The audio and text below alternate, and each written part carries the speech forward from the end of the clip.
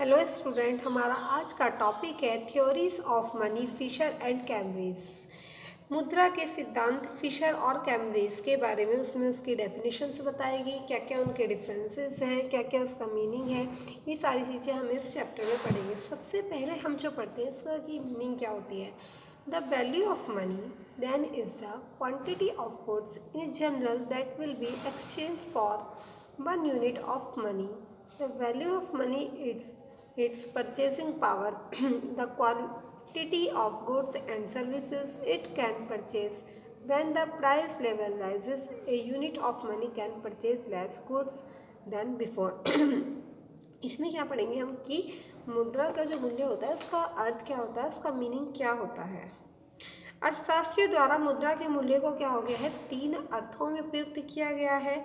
सबसे पहले इसमें कि मुद्रा के मूल्य का आशय ब्याज दर से लगाया जाता है। जो रेट ऑफ इंटरेस्ट होती है उसको भी क्या कहते हैं हम, concept of value of money के नाम से जान सकते हैं। सेकंड क्या होता है, जो फॉरेन एक्सचेंज होता है उसको भी हम क्या कहते हैं, वैल्यू ऑफ मनी के नाम से ही जानते हैं। थर्ड है हमारा जो परचेजिंग पावर होती है, वैल्यू ऑफ मनी के नाम से ही जाना जाता है।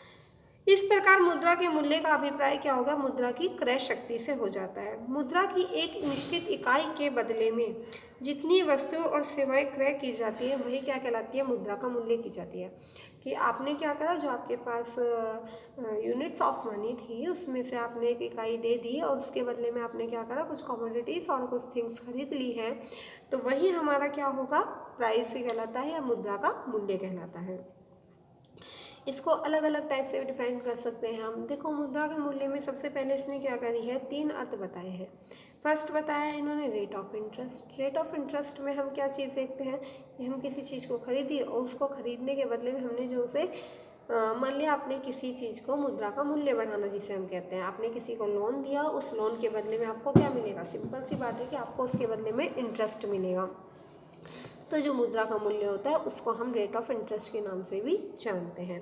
फिर बात करते हैं हम सारी कि फॉरेन एक्सचेंज। फॉरेन एक्सचेंज क्या होता है, आपने कहीं पे फॉरेन जाके कुछ इम्पोर्ट एक्सपोर्ट का वर्क किया है, तो आप लोग ने जो इम्पोर्ट और एक्सपोर्ट किया है वो उसी के अकॉर्डिंग हम क्या करा लेंगे, चेंज करा लेंगे, किस फॉरेन एक्सचेंज करा लेंगे हम उसको। फिर आता है हमारी परचेसिंग पावर। परचेसिंग पावर क्या होती है, जब हम किसी सामान को खरीदते हैं तो उसके बदले में कुछ पैसे देते हैं तो उसको हम क्या कहते हैं, परचेसिंग पावर कहते हैं। अब मुद्रा के मूल्य को भी अलग अलग तरीके से डिफाइन किया जा सकता है। जो हमारे राइटर्स हैं, इरविंग फिशर, उन्होंने 1911 में एक पुस्तक प्रकाशित की है जिसको हम क्या कहते हैं, the purchasing power of money, ये नाम से उसका बुक का नाम है। क्या है, the purchasing power of money में मुद्रा परिमाण सिद्धांत के नगद व्यवसाय दृष्टिकोण या व्यावसायिक दृष्टिकोण का प्रतिपादन किया है। किसका किया है, नगद व्यवसाय दृष्टिकोण या व्यावसायिक दृष्टिकोण का प्रतिपादन किया है। परिभाषाएं और व्याख्या, अलग अलग राइटर्स इसको अलग अलग टाइप से डिफाइन करते हैं। According to Crowther, the value of money is what it will buy बाय। जो हमारे क्राउथर हैं वो क्या कहते हैं कि आपने क्या करा, कुछ सामान कितने में खरीदा है, ठीक है। क्राउथर ने कहा है कि मुद्रा के मूल्य से अभिप्राय उसकी क्रय शक्ति से होता है, कि जब आप क्या करते हैं, किसी चीज़ को खरीदते हैं उसके बदले में क्या करते हैं, कुछ पेड करते हैं, तो उसे हम क्या कहते हैं, मुद्रा की क्रय शक्ति कहते हैं। According to Robertson, by value of money we mean the amount of thing in general which will be given in exchange for a unit of money. कि मुद्रा के मूल्य से हमारा तात्पर्य वस्तुओं की उस मात्रा से होता है जो सामान्य रूप से एक इकाई के बदले में प्राप्त होती है। हम क्या करते हैं, सामान्य रूप में किसी को कोई चीज़ दी, उसके बदले में क्या होता है, एक इकाई, एक यूनिट प्राप्त करते हैं, तो हम क्या कहते हैं, उसे मुद्रा की इकाई के नाम से जानते हैं। अब अलग अलग राइटर्स हैं, कुछ और राइटर्स भी हैं जिन्होंने इस डेफिनेशंस को अपने तरीके से डिफाइन किया है। उसमें हम बात करते हैं फिशर की। ये फिशर क्या कहते हैं, फिशर के अनुसार मुद्रा के मूल्य उसकी क्रय शक्ति का बोध कराता है, ठीक है। मान लीजिए आपको एक बुक खरीदनी है, ठीक है, तो जब हमें एक बुक खरीदनी है तो उस बुक को खरीदने के लिए हम क्या करेंगे, कुछ पैसे देंगे और उसके बदले में क्या करेंगे, बुक खरीद लेते हैं, तो उसे हम क्या कहते हैं, मुद्रा के मूल्य उसकी क्या होता है, क्रय शक्ति से लगाया जाता है। और इसीलिए मुद्रा की क्रय शक्ति का अध्ययन क्या होता है, मूल्य स्तरों के अनुपात में क्या आता है, प्राइस का कुछ लेवल होता है, उसका जो रेशो होता है उसके उसमें हम मुद्रा के मूल्य का अर्थ लगाते हैं, जिसको अलग अलग राइटर्स क्या होते हैं अलग अलग टाइप से डिफाइन करते हैं। फिर कुछ और बात करते हैं हम इसमें कि अकॉर्डिंग टू ऑथर बता दिया। अब इन्होंने क्या कहा है कि मुद्रा का जो परिमाण सिद्धांत है उसका एक व्यावसायिक दृष्टिकोण है। क्वांटिटी थ्योरी ऑफ मनी जो है उसका एक दृष्टिकोण क्या बताया है इन्होंने कि द ट्रांजैक्शंस अप्रोच के नाम से भी इसे जानते हैं हम, जिसको किसने दिया है, फिशर ने दिया है। यद्यपि मुद्रा परिमाण सिद्धांत के बारे में जो हमारे डेविड ब्लूम है, एडम स्मिथ है, हमारे रिकार्डो हैं, जे.एस. मील है आदि अर्थशास्त्रियों ने अपने विचार को व्यक्त किया, लेकिन प्रोफेसर फिशर ने इस सिद्धांत को लोकप्रिय बताया है। जो हमारे फिशर्स हैं उन्होंने क्या करा है, इसको फेमस किया है।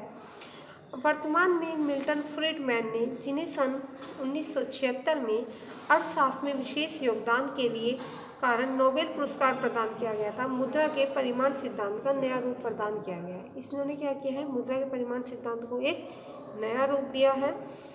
इसमें बताया है कि मुद्रा का जो परिमाण सिद्धांत होता है उसका जो संबंध होता है सामान्य कीमत स्तर के साथ क्या होता है, प्रत्यक्ष समानुपातिक संबंध होता है। क्या, और मुद्रा के परिमाण का तथा मात्रा तथा मुद्रा के मूल्य में विपरीत अनुपातिक संबंध होता है। ठीक है, मुद्रा के जो परिमाण तथा सामान्य कीमत स्तर होता है उसमें क्या होता है, सीधा और अनुपातिक संबंध होता है। फिर इन्होंने बात करी है मुद्रा के परिमाण तथा मात्रा तथा मुद्रा के मूल्य में क्या होता है, विपरीत संबंध होता है। देखो, अब सबसे पहले क्या होता है, हम कुछ स्थिति रखते हैं। मान लीजिए हमने 3 स्थिति रखी है। ठीक है, 3 स्थिति में हमने क्या बताया है, कोई हमने मुद्रा की मात्रा ली है। ठीक है, फर्स्ट स्थिति हमने ली है जिसको हम मुद्रा की मात्रा जो होती है उसको हम जो डिफाइन करते हैं उसको हम एम के थ्रू डिफाइन करते हैं। सेकंड हमने ली है वस्तुएं एवं सेवाओं की मात्रा। ठीक है, जो गुड्स एंड सर्विसेज होती है उनकी जो मात्रा है उसको हम क्या करते हैं, टी के द्वारा डिफाइन करते हैं। ठीक है, सामान्य कीमत स्तर नॉर्मल प्राइस लेवल जो होता है उसको हम पी के द्वारा डिफाइन करते हैं। मुद्रा का जो मूल्य होता है, वैल्यू ऑफ मनी जो होती है उसको भी हम क्या करेंगे, 1/p के द्वारा। सबसे पहले हमने इसमें 3 कंडीशंस ली है। वो 3 कंडीशन क्या है, हमने क्या हुआ, पहली कंडीशन में जो मुद्रा का मूल्य है वो 10 रुपये रखा। ठीक है, वस्तु और सेवाओं की जो मात्रा है वो भी हमने 10 रुपये ही रखी है। ठीक है, तो जो हमारा प्राइस होता है, मैंने बताया है कि मुद्रा के परिमाण कीमत स्तर में तथा सामान्य कीमत स्तर में क्या होता है, प्रत्यक्ष आनुपातिक संबंध होता है, इनमें डायरेक्ट रिलेशंस होता है। ठीक है, जिसे हम क्या कहते हैं, M/T के द्वारा भी जानते हैं। मान लिया मैंने बताया कि मुद्रा का जो मूल्य है वो 10 रुपये है तथा वस्तु और सेवाओं की जो मात्रा है वो भी 10 रुपये है, तो M/T का मतलब क्या होता है, 10/10 बराबर क्या होगा, 1, 1 रुपया ही आया। मुद्रा का मूल्य और हमारा क्या है, जो मुद्रा का परिमाण तथा मात्रा तथा मुद्रा के जो मूल्य है उसमें क्या होता है, विपरीत और समानुपातिक संबंध होता है। ठीक है, ये क्या होगा, इसके जस्ट अपोजिट है। तो इसका एक फॉर्मूला होता है, जब मुद्रा का मूल्य निकालते हैं 1/p, 1 रुपया था और प्राइस कितना है हमारा, p, वो भी 1 है, तो 1 को जब 1 से डिवाइड करोगे तो आंसर आएगा आपका 1। सेकेंड कंडीशन करते हैं। पहले हमने क्या करा था, जो हमारा मुद्रा की जो मात्रा रखी थी, क्वांटिटी ऑफ मनी, वो 10 रखी थी। अब की बार हमने क्वांटिटी ऑफ मनी को डबल कर दिया। डबल का मतलब 10 से 20 कर दिया। और वस्तु और सेवाओं की मात्रा क्या है, वो एज इट इज़ है, वो 10 रुपये ही है। तो मैंने क्या बताया था कि जो मुद्रा का मात्रा होती है और जो सामान्य कीमत स्तर होता है उनके बीच जो रिलेशन होता है वो प्रत्यक्ष आनुपातिक संबंध होता है। अगर वो बढ़ेगी तो वो भी बढ़ेगी, वो घटेगा तो वो घटेगा। तो अब देखो इसने क्या करा कि जो हमने उसे 20 गुना कर दिया, डबल कर दिया एक तरीके से। तो सामान्य कीमत स्तर का फॉर्मूला होता है M/P। M/P का मतलब कि मुद्रा का जो मूल्य है 20 और P बराबर कितना हो गया, 10, तो 20 डिवाइड बाई 10 बराबर 2 हो गया। तो प्राइस हमारा कितना आ गया, 2 रुपये। ठीक है, सामान्य कीमत स्तर क्या होता है, इससे जस्ट अपोजिट होता है।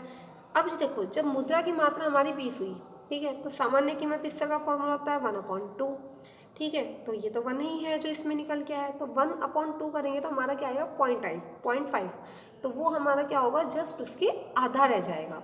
ऐसे ही हमारी एक और कंडीशन है जिसको हम थर्ड कंडीशन में हमने क्या करा, जो हमारा मुद्रा की मात्रा थी उसको हमने हाफ कर दिया, आधा कर दिया उसको। ठीक है, और वस्तु और सेवाओं की जो मात्रा है उसको हमने एज इट इज रहने दिया, वो 10 रुपये ही रखी है हमने। ठीक है, सामान्य कीमत स्तर होता है हमारा M/T, 5/10। मैंने कहा था कि इन दोनों के बीच क्या होता है, डायरेक्ट रिलेशंस होता है। तो जब ये घटी तो वो भी हमारी क्या होगी, घटनी ही स्टार्ट होगी। ये 5 हुई तो वो भी क्या होगी, हमारी 0.5 आ जाएगी। पर जो हमारा मुद्रा का मूल्य स्तर होता है वो इसके विपरीत अनुपातिक संबंध चलता है। ये 5 हुई है तो फॉर्मूला आता है 1/0.5 को डिवाइड करेंगे तो हमारा आएगा 2, तो वो 2 गुना हो जाएगी। Thank you.